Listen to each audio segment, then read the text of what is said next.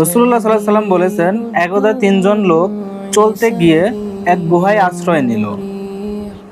হঠাৎ পাহাড় থেকে একটি বড় পাথর গড়িয়ে এসে গুহার মুখ বন্ধ করে দিল।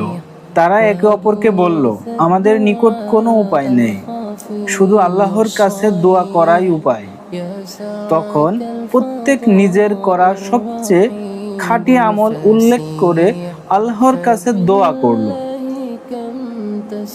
একজন পিতামাতার সেবা, আরেকজন নিজের নফসের জিনা থেকে বাঁচানো, আরেকজন মজুরের হক সংরক্ষণের কথা বলে দোয়া করল।